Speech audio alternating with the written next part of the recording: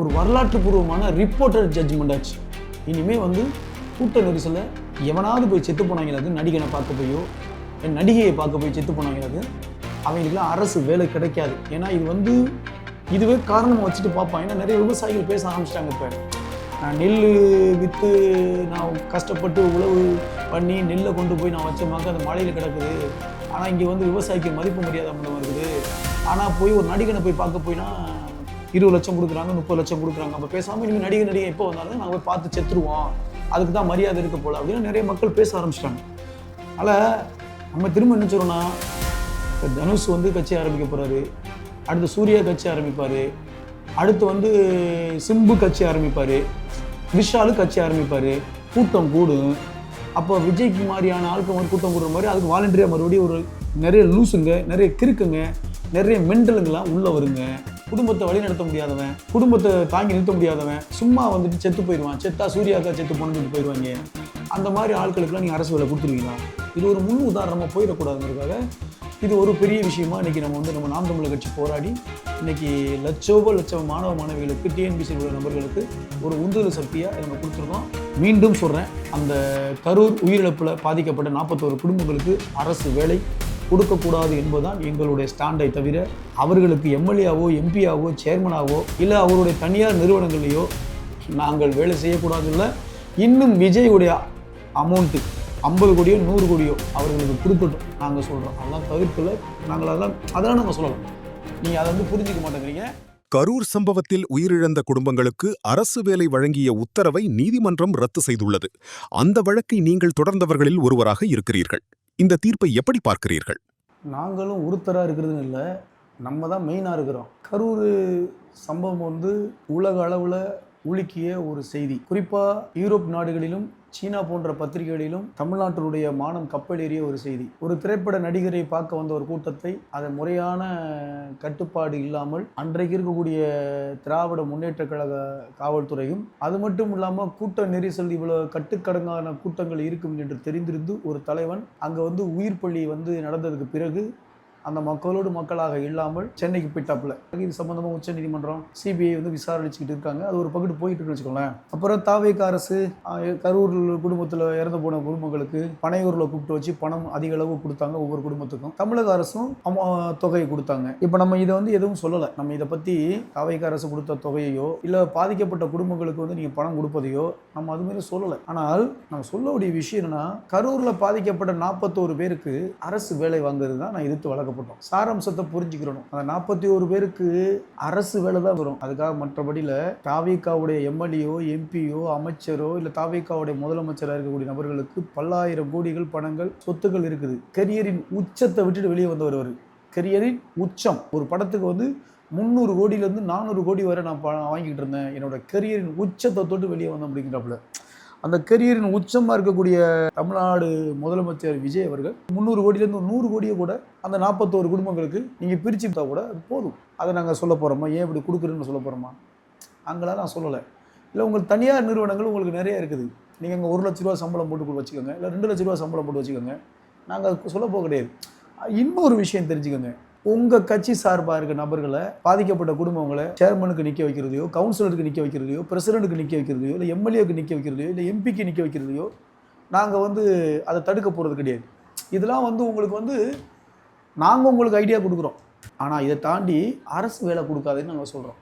அரசு வேலை என்பது லட்சக்கணக்கான மாணவ மாணவிகள் பெரும் கனவோடு அறிவாற்றலை பயன்படுத்தி அப்படியே தன்னோட குடும்பத்தினுடைய விஷயத்துக்காக அரசு வேலைக்காக பயின்றுக்கிட்டு இருக்கான். ஒவ்வொருத்தனுக்கும் ஒரு 10 சீட்டுக்கு 1000 பேர் அப்ளை பண்ணுறதும், 50 சீட்டுக்கு 1 லட்சம் பேர் அப்ளை பண்ணுறதும் தமிழ்நாட்டுடைய சாபக்கேடு. டிஎன்பிசி எக்ஸாமுக்கு மட்டும் இப்போ 25 லட்சம் பேர் வந்து படிச்சுக்கிட்டு இருக்காங்க. இதையெல்லாம் கவனத்தில் எடுத்து தான் இந்த 41 பேருக்கு வேலை கொடுக்கக்கூடாதுன்னு முதலில் களம் கண்டது நாம் தமிழர் கட்சியான நம்ம வழக்கறிஞர் பாசறை, உங்கள் வழக்கறிஞர் தீரன் திருமுருகன் தான். அண்ணன் செந்தமிழனுடைய சீமானுடைய வழிகாட்டுதின் அடிப்படையில் முதல் வழக்கு வந்ததை நீங்கள் பார்த்துருப்பீங்க. 2வது வழக்கில் அவங்க வந்து கவுண்டர் அஃபிடவிட்டு போட்டாங்க. அவங்க சொன்னது என்னென்னா, இது நேரடியாக இந்த வழக்கு வந்து ரத்து பண்ண முடியாது. இப்போ 32 பேருக்கு அரசு பணி ஆணை வழங்குவதற்கு முன்னாடி இவங்க வழக்கு போட்டாங்க. அந்த பணிமனை ஆணையை நீங்கள் வந்து எதிர்மனுதாரராக வந்து 32 பேர் நீங்கள் சேர்க்கலை. அதனால் இந்த சர்வீஸ் மெட்டீரியல் தான் போய் இந்த வழக்கை கொண்டு போய் நீங்கள் நடத்தி நீங்கள் இது வந்து செல்லுமா செல்லாகாதுன்னு முடிவெடுக்க முடியும். அதனால் இது டைரெக்டாக உள்ளே வராதுன்னு சில வாதங்களை எடுத்து வச்சு கவுண்டர் அஃபிடவிட் போட்டாங்க. நம்ம சொன்ன ஒரே கிரவுண்டு என்னன்னா, நம்ம ஏற்கனவே லீகல் டேர்ம்ஸை நிறைய வச்சுட்டோம். உச்சநீதிமன்றம் யார் யாருக்கு கருணை அடிப்படையில் வேலை கொடுக்கணும் அப்படின்னு சில தீர்ப்புகள் சொல்லியிருக்கு. சென்னை உயர்நீதிமன்றம் யாருக்கு கருணை அடிப்படையில் வேலை கொடுக்குறது, அதே மாதிரி மதுரை உயர்நீதிமன்ற கிளை யார் யாருக்கு கருணை அடிப்படையில் வேலை கொடுப்பது, அதே போல் தமிழ்நாடு வேலைவாய்ப்பு துறை அமைச்சகம், தமிழ்நாடு தொழிலாளர் துறை அமைச்சகம், இவங்களுடைய அரசாணைகள் யார் யாருக்கு வந்து கருணை அடிப்படையில் வேலை கொடுப்பதை பற்றி தெளிவான ஒரு அறிக்கைகள், ஒரு அரசாணைகள், ஒரு உத்தரவுகள் இருக்குது பட்சத்தில் இவங்க எந்த அடிப்படையில் கருணை அடிப்படையில் வேலை கொடுத்துருப்பாங்கங்கிற விஷயத்த நம்ம கேதர் பண்ணுறோம். அதை நம்ம வந்து சட்டப்பூர்வமாக ஏற்கனவே பேசியிருந்தோம். இப்போ மாண்புமிகு உயர்நீதிமன்றத்தில் அவங்க வச்ச கிரவுண்டு மொத்தம் 4 தான்.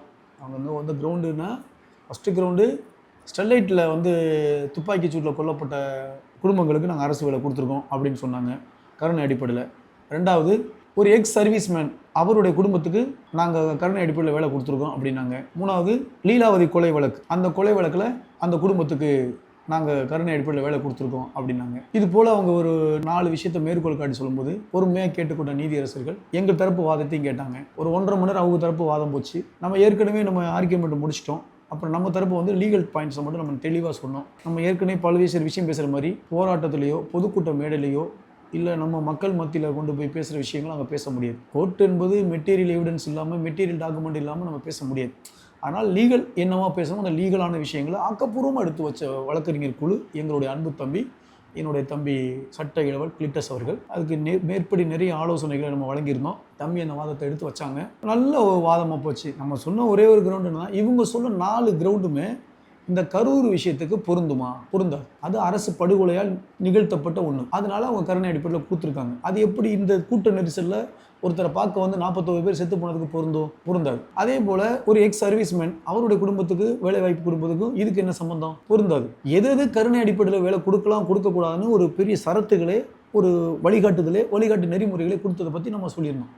அப்போ அதையெல்லாம் கேட்டுக்கொண்ட நீதிமன்றம் மறுபடி ஆர்டிகிள் 14, 16 கம்பேஷன் கிரவுண்டில் எப்படி நீங்கள் வந்து வேலை கொடுக்க முடியும்? அனைவரும் சமம், அனைவருக்கான கல்வி உரிமை நம்ம கொடுக்கப்பட வேண்டும்.